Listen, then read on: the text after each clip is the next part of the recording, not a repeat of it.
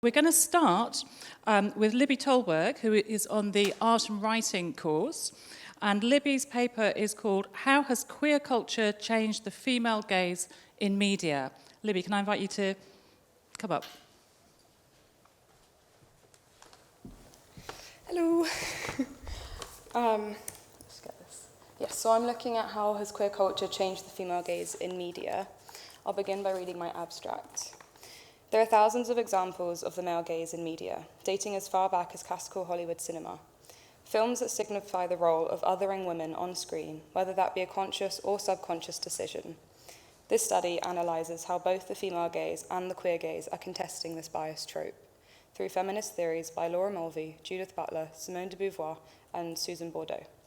Their concepts intermingling about feminist theory, performing to your gender, and the complex societal process of becoming and being a woman allow an intricate depth for female characters on screen. Analysing a specific selection of 5 films and television series with a degree of differing directors and gazes and being comparative to those in the same cinematic universe and those in drastically different periods. This journal article aims to underscore the ongoing evolution of the female gaze, the necessity for directors, regardless of gender, to make deliberate decisions that challenge societal norms, by positioning the female gaze as a potent force for dismantling stereotypes and driving progress in authentic narratives within an ever-evolving landscape. Queer culture is challenging the heteronormative norms, with emphasis on the fluidity of gender and sexuality. This analysis incorporates facades like fashion identity, performative gender roles, and the influence of directors who actively reject the male gaze. Films like Portrait of a Lady on Fire and Birds of Prey illustrate intentional directorial choices that empower female characters with complexity and depth. I decided on this topic as a queer woman interested in the portrayal of the female and queer gaze within film. The matter of the male gaze in visual culture is still very relevant, as women are still being sexually objectified through the screen. Fortunately, there has been a gradual rebuttal, as a lot of television shows and films make conscientious choices to offer women and men on the screen a more even footing. The phrase female gaze refers to a differing perspective brought to light that actively rejects the male gaze, objectification of women through othering the female body, and offers a gaze to the female spectator, in this instance through media. This study investigates how the female gaze, and inherently the male gaze, has been affected by and throughout the growth of queer culture. Queer theory speaks about challenging the normative idea of heterosexuality as the default and creating a focus on people who do not conform to the set gender binary. Determining how queer culture has altered the female gaze in recent media through researching and analysing media with either male or female identifying directors, whilst acknowledging the style in which the piece is directed and cast and how the queer gaze is portrayed. The male gaze, specifically in film theory, is, by definition, when an audience is encouraged to adopt the point of view of a male viewer when consuming media. How scenes are shot simultaneously award men the position of being the subject of the gaze and the ones who shape the action. The women are the objects of the gaze and are shaped by the action. So my first example is Birds of Prey and Suicide Squad. Birds of Prey, directed by Kathy Yan in 2020, can be used in contrast to Suicide Squad, directed by David Ayer in 2016. The prequel with a specific focus on Margot Robbie's portrayal of Harley Quinn. Suicide Squad director Ayer opted for wildly impractical clothing choices consisting of micro shorts, fishnets, and a small ripped tank top, figure 1, in comparison to Yan's depiction of Quinn, figure 2. Ayer's deliberate choice reinforces the role of othering women through sexual objectification and created a dialogue that Robbie was simply cast in the role of the body. Comparatively, Yan reinvigorates Robbie's character by paying homage to Robbie's brilliant portrayal of Harley Quinn and still maintaining Quinn's signature circus chic combination with 70s glam rock aesthetic. However, other than to repudiate the male gaze, Yan explains in a news article that we wanted to make sure there was a visual departure from the way she looked in Suicide Squad because she's different. She's without the Joker. She's no longer the girlfriend. And what does that say? What does that mean? If she's just on her own, what clothes did she choose to wear? The wardrobe designer, Erin Bennick, awards Quinn her freedom to reconnect with herself outside of the toxic relationship between herself and the Joker. It becomes about female empowerment as well as a crucial rejection of the male gaze. My second reference is A Portrait of a Lady on Fire.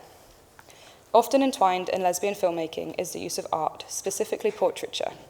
This is most evident in Portrait of a Lady on Fire, directed by Celine Sickamer in 2019, as the film premise is of an artist, Marianne, who travels to a remote island in Brittany, France, to paint the daughter of a countess's betrothal portrait in secret, as she, Eloise, refuses to sit for the portrait and is reluctant to get married. The film is to understand the rawness, confusion, and vulnerability of LGBTQ love, observation, and loss within a societal time that was not ready for other forms of love.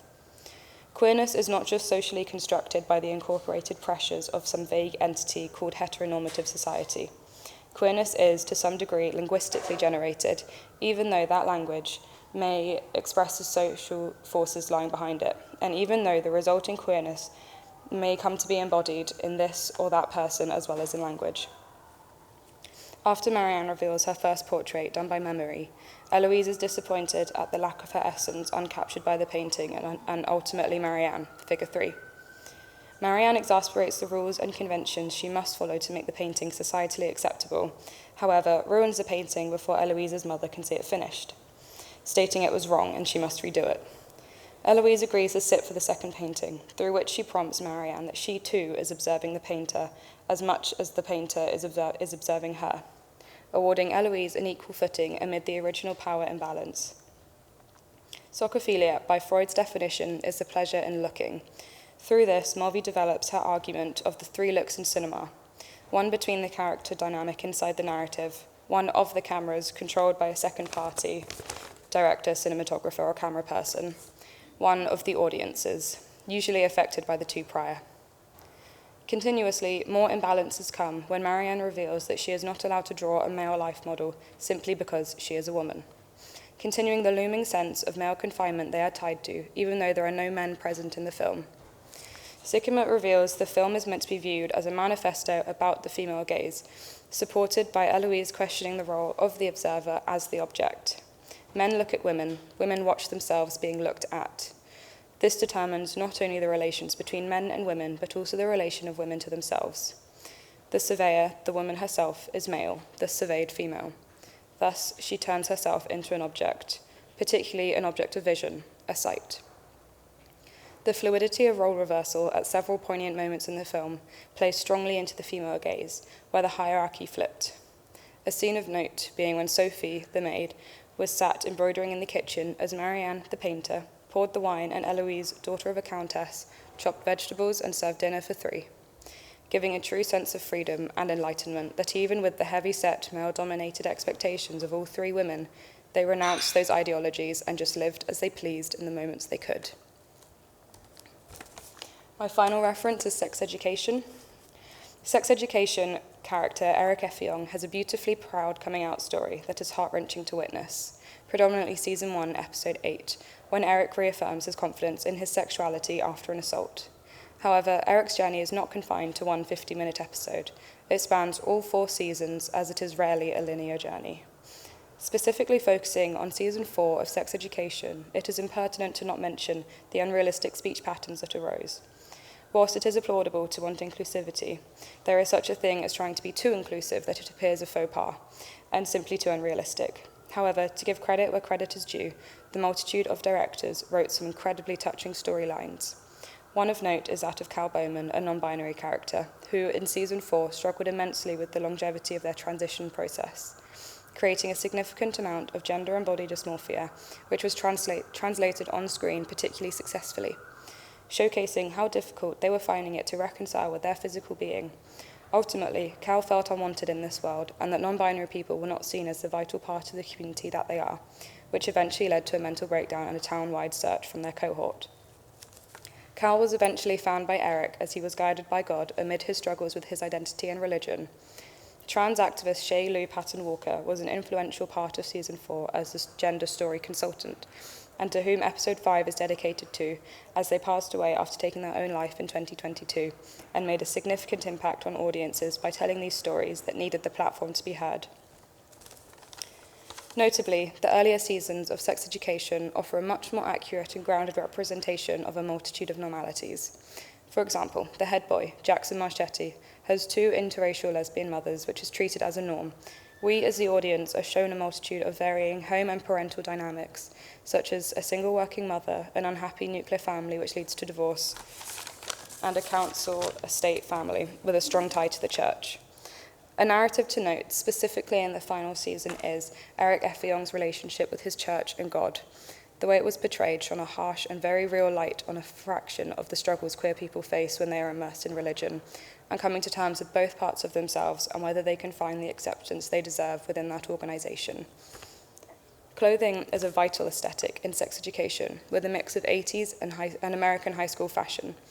It allows the characters an instinctive self-expression within each scene, breaking down the gender binary and the heteronormative ideas and offering a strong sense of self through fashion identity. Chronologically, we can follow how freedom and access to clothing play a big part in a young person's development and sense of self, as the sex education characters can dress as they please in seasons 1 and 2. In season 3, a new headmaster rebukes these privileges and enforces a uniform for all students. Season 4, when they move to sixth form and are allowed to wear whatever they please, it becomes evident that Moordale students relish in this freedom and wear outrageously fabulous ensembles. Ultimately, the female gaze is not only reserved for female directors. There are some brilliant series and films directed by men that offer role balance for both male and female characters. Sycamore so eloquently put it, when talking about directing within the male gaze, you have to deconstruct and learn to invent, as a female director does not inherently correlate to the female gaze, emphasizing the fact that directing with the female gaze in mind is to not only acknowledge the male gaze, but to actively advert from that position and continue to make deliberate decisions about all components within each scene. Conclusively, the portrayal of men in cinema has undergone the portrayal of women in cinema has undergone a significant transformation thanks to the female gaze, particularly through queer culture.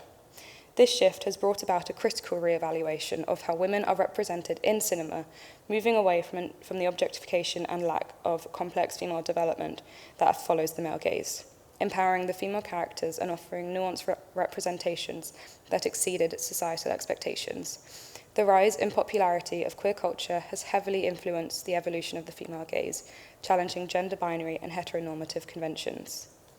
These films exemplify the power of the female gaze in providing complex representations that surpass societal expectations.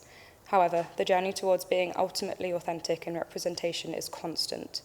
The ongoing evolutions of the female gaze require constant awareness and deliberate choices by directors to deconstruct subconscious norms and adopt a more inclusive narrative.